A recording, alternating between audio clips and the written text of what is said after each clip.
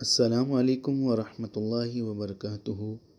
ناظرین، کیسے ہیں آپ سب؟ امید ہے آپ سب خیریت سے ہوں گے۔ مصر کی سرزمین میں ایک بستی ایسی تھی جس کی گلیوں میں ایک بوڑھے یہودی کا نام بڑے احترام اور عجیب خوف کے ساتھ لیا جاتا تھا۔ وہ نہ کوئی بادشاہ تھا نہ کوئی قاضی، مگر لوگ اسے ایک انوکھے ہنر کا مالک سمجھتے تھے۔ کہا جاتا تھا کہ وہ صرف کسی لڑکی کی نبض پکڑ کر یہ بتا دیتا کہ وہ اب تک کنواری ہے یا اس کا پردہ عصمت زائل ہو چکا ہے۔ یہ بستی مکمل طور پر یہودیوں سے آباد تھی۔ مسلمانوں کے چند خیمے یہاں موجود تھے، مگر وہ بھی کچھ عرصے بعد ہجرت کر گئے تھے۔ یہودیوں کے اس رسم و رواج میں نکاح سے پہلے لڑکی کو اس بوڑھے کے پاس لے جانا لازمی سمجھا جاتا تھا۔ اگر وہ کہہ دیتا کہ لڑکی پاک دامن ہے تو اس کا نکاح ہو جاتا، ورنہ اس کی شادی روک دی جاتی اور اسے غلام بنا کر بیچ دیا جاتا۔ بستی کے لوگ اس پر اندھا اعتماد کرتے تھے، کیونکہ کئی مرتبہ اس کی بات حقیقت ثابت ہو چکی تھی، مگر کوئی نہیں جانتا تھا کہ اس کے فیصلوں کے پیچھے اصل حقیقت کیا ہے۔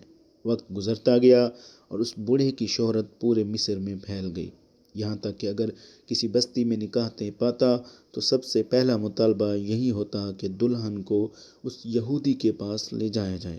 وہ نبض پکڑتا اور اپنے الفاظ میں لڑکی کے مقدر کا فیصلہ سناتا۔ اگر کنواری قرار دیتا تو خوشیاں منائی جاتی، اور اگر بد کردار قرار دیتا تو لڑکی کو غلامی کے بازار میں دھکیل دیا جاتا۔ ایک دن سلطان صلاح الدین ایوبی رحمۃ اللہ علیہ اپنے عظیم الشان دربار میں، جو اس روز کھلی کچہری کے لیے عام عوام کے لیے کھلا تھا، انصاف کے طلبگاروں کی فریادیں سن رہے تھے۔ دربار میں مختلف علاقوں سے آئے لوگ اپنی شکایات اور مقدمات پیش کر رہے تھے کہ اتنے میں ایک نحیف و کمزور بوڑھا، جس کے ہاتھ میں ایک عصا تھا اور جس کے قدم بڑھاپے کی کمزوری سے کانپ رہے تھے، سلطان کے سامنے آ کر رکا۔ اس کے چہرے اور لباس سے ہی ظاہر تھا کہ وہ یہودی ہے۔ سلطان نے اسے غور سے دیکھا اور نرم لہجے میں فرمایا، اگر میری آنکھیں دھوکہ نہیں کھا رہی تو میں کہہ سکتا ہوں کہ تم مسلمان نہیں بلکہ یہودی ہو، حضرت موسیٰ علیہ السلام کے پیروکار ہو۔ بوڑھے نے سر جھکا کر عرض کیا، جی حضور، آپ نے درست پہچانا۔ پھر آہستہ سے بولا، جب آپ نے یہ علاقہ فتح کرنے کے بعد بھی ہمیں اس سرزمین پر اپنی مرضی کے مطابق رہنے کی اجازت دی تو ہمارے دل میں آپ کے لیے جو نفرت تھی وہ ختم ہو گئی۔ ہم آپ کو ظالم سمجھتے تھے، مگر آپ تو رحم دل اور انصاف پسند ہیں۔ ہمارے تمام یہودی آپ کی عزت کرتے ہیں، چاہے ہمارا اور آپ کا مذہب مختلف ہے۔ یہ سن کر سلطان نے مسکرا کر اس کا شکریہ ادا کیا اور کہا، اچھا بتاؤ، کس حاجت نے تمہیں اتنے فاصلے سے یہاں تک پہنچایا؟ بوڑھے نے لرزتی ہوئی آواز میں کہا، حضور، ہم ایک بڑی مصیبت میں گھرے ہوئے ہیں۔ بستی کے لوگ بے بس ہیں اور ان کے لیے انصاف کا واحد سہارا آپ ہیں۔ سلطان نے فوراً دریافت کیا، کیا معاملہ ہے؟ تو بوڑھے نے تفصیل سے بتایا، ہمارے علاقے میں ایک بوڑھا یہودی ہے جو لڑکیوں کی نبض دیکھ کر فیصلہ سناتا ہے کہ وہ کنواری ہے یا شادی شدہ۔ اگر وہ پاک دامن کہہ دے تو ان کی شادی ہو جاتی ہے، اور اگر بد کردار کہہ دے تو لڑکی کو غلام بنا کر بیچ دیا جاتا ہے۔ لوگ اس پر اندھا یقین کرتے ہیں کیونکہ کئی بار اس کی بات درست نکلی ہے، مگر حضور، مجھے شک ہے کہ اس کے پیچھے کوئی چال، کوئی خفیہ حقیقت ہے جو کسی کو بھی معلوم نہیں ہے۔ پھر اس کی آواز اور بھاری ہو گئی، حضور، میری ایک ہی بیٹی ہے جسے میں نے بڑی محبت اور ناز و نام سے پالا ہے۔ اب جب اس کی شادی کا وقت آیا تو اس کے منگیتر نے بھی شرط رکھی کہ پہلے اسے اس بوڑھے کے پاس لے جایا جائے۔ اگر وہ اسے پاک دامن قرار دے تو نکاح ہوگا، ورنہ اس کا انجام بھی باقی لڑکیوں جیسا ہوگا۔ بوڑھے نے کپ کپاتی آواز میں کہا، میں جانتا ہوں کہ میری بیٹی پاک دامن اور معصوم ہے، اس نے کبھی گھر کی چار دیواری سے باہر قدم نہیں رکھا، مگر مجھے ڈر ہے کہ وہ یہودی ضرور اسے بد کردار قرار دے دے گا۔ سلطان نے سنجیدگی سے پوچھا، تمہیں ایسا کیوں لگتا ہے؟ تو بوڑھے نے جواب دیا، حضور، آج تک جتنی لڑکیوں کو اس نے پاک دامن قرار دیا وہ بڑے عہدیداروں، جاگیرداروں یا صاحب حیثیت خاندانوں کی بیٹیاں تھیں، اور جنہیں بد کردار کہا وہ یا تو غریب گھرانوں سے تھیں یا بالکل لاچار۔ میں ایک بوڑھا لوہار ہوں، اپنی بستی میں ایک چھوٹی سی دکان چلاتا ہوں۔ مجھے یقین ہے کہ وہ میری بیٹی کے ساتھ انصاف نہیں کرے گا، اور اگر اس نے ایک بار کہہ دیا کہ اس کا کردار درست نہیں تو بستی کے لوگ مجھے مجبور کریں گے کہ میں اسے غلام بنا کر بیچ دوں۔ یہ سن کر سلطان کے چہرے پر غصے اور حیرت کے آثار نمودار ہو گئے۔ انہوں نے بلند آواز میں فرمایا، یہ کیسا قانون ہے اور کیسی جہالت! اب بھی حکم دیتا ہوں کہ اس بوڑھے یہودی کو گرفتار کر کے میرے سامنے لایا جائے۔ بوڑھا لوہار ہچکچاتے ہوئے بولا، حضور چھوٹا منہ بڑی بات۔ بوڑھے لوہار کی بات ختم ہوئی تو اس نے جھجکتے ہوئے عرض کیا۔ اس بوڑھے لوہار نے کہا، حضور اس بوڑھے یہودی پر بستی کے لوگ بے پناہ بھروسہ کرتے ہیں۔ ان کے نزدیک وہ کوئی عام انسان نہیں بلکہ ایک عبادت گزار بزرگ ہے، کیونکہ وہ دن رات کا بیشتر وقت عبادت میں گزارتا ہے۔ لوگ اس کی زہد و تقویٰ کی مثالیں دیتے ہیں اور اس کے دروازے پر عقیدت مندوں کا رش لگا رہتا ہے۔ اگر آپ نے اسے یوں ہی گرفتار کرنے کا حکم دے دیا تو بستی کے لوگ جو پہلے ہی آپ کی رعایا میں غیر مسلم ہیں آپ سے بدظن ہو جائیں گے، بلکہ ممکن ہے کہ آپ کے خلاف نفرت ان کے دلوں میں بیٹھ جائے۔ لیکن اگر آپ اس کا اصل چہرہ خود ان سب کے سامنے بے نقاب کر دیں تو مجھے ذرا سا بھی شک نہیں بلکہ پورا یقین ہے کہ پوری بستی کے یہودی اسلام قبول کر لیں گے۔ لوگ پہلے ہی آپ کی انصاف پسندی اور رحم دلی سے متاثر ہیں، اور اگر وہ اپنی آنکھوں سے دیکھ لیں کہ یہ شخص دراصل کیسا دھوکے باز ہے تو وہ ضرور حق کو مان لیں گے۔ یہ سن کر سلطان صلاح الدین ایوبی رحمۃ اللہ علیہ نے گہری نظر سے بوڑھے لوہار کو دیکھا اور لمحہ بھر کے لیے خاموش ہو گئے۔ پھر آہستہ سے بولے، تم ٹھیک کہتے ہو، اگر ہم اس کی حقیقت کو سب کے سامنے لے آئیں تو یہ محض ایک فرد کی سزا کا معاملہ نہیں رہے گا بلکہ ایک پوری بستی کی ہدایت کا سبب بن سکتا ہے۔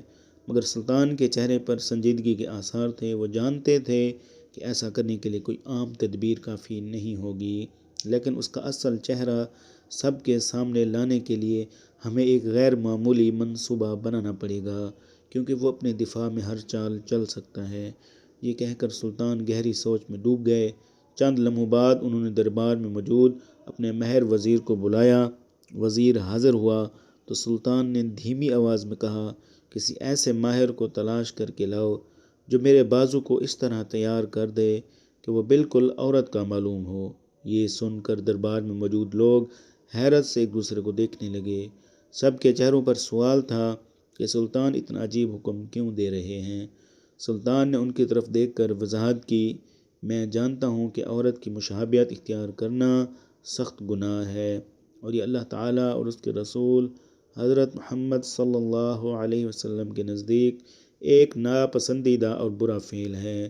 لیکن اس موقع پر اگر یہ چال نہ چلی گئی تو اس یہودی کا اصل چہرہ کبھی بھی لوگوں پر عیاں نہیں ہوگا، اور نہ ہی ہم اس فریب کو توڑ سکیں گے جو برسوں سے بستی کے لوگوں کے ذہنوں میں بٹھا دیا گیا ہے۔ سلطان کے یہ الفاظ سن کر دربار میں خاموشی چھا گئی۔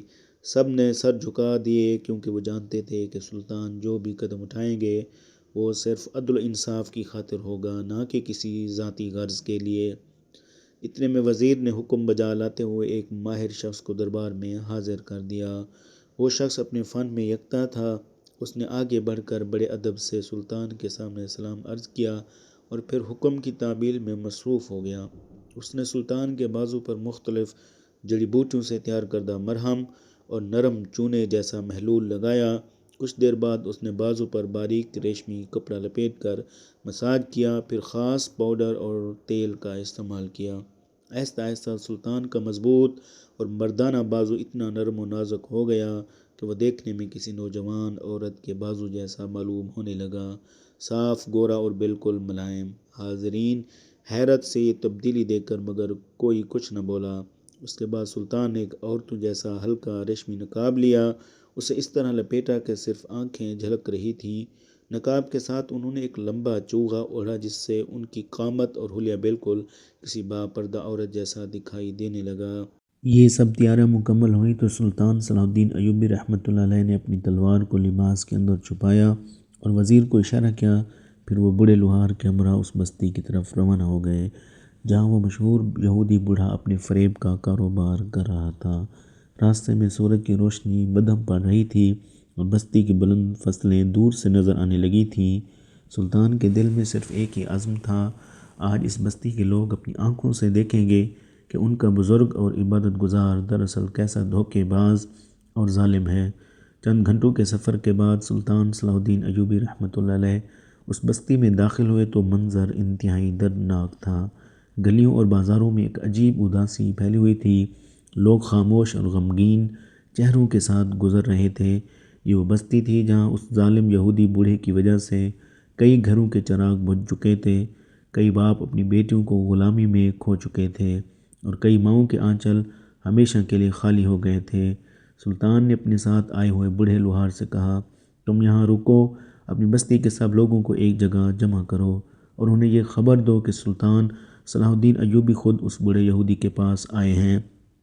سب لوگ وہاں اکٹھے ہوں تاکہ ان کی آنکھوں کے سامنے میں اس کا اصلی چہرہ بے نقاب کر سکوں، مگر یاد رکھنا یہ سب خاموشی سے ہونا چاہیے، اس یہودی کو ذرا سا بھی شک نہیں ہونا چاہیے۔ بوڑھے نے عاجزی سے جواب دیا، حضور جیسا آپ کا حکم۔ اس کے بعد سلطان نے دوبارہ عورت کا حلیہ اختیار کیا، نرم و نازک بازو اور چہرے کو نقاب سے چھپایا، لمبا عبایا پہنا اور اس ظالم کے خیمے کی طرف بڑھنے لگے۔ خیمے کے باہر کچھ لڑکیاں اپنی نبض دکھا کر واپس جا رہی تھیں، کچھ کے چہروں پر خوشی تھی کیونکہ انہیں پاک دامن قرار دیا گیا تھا، مگر کئی لڑکیاں آنسو بہا رہی تھیں کیونکہ اس فریب کار نے ان کی عزت کا فیصلہ ایک جھوٹ کی بنیاد پر کر دیا تھا۔ سلطان خیمے کے اندر داخل ہوئے، ان کے ساتھ بوڑھا لوہار تھا جو اپنے آپ کو اس لڑکی کا باپ ظاہر کر رہا تھا۔ یہودی بوڑھا حسب عادت ایک بوسیدہ چٹائی پر بیٹھا تھا، اس کے سامنے ایک چھوٹا سا میز جس پر تسبیح اور چند جڑی بوٹیاں رکھی تھیں۔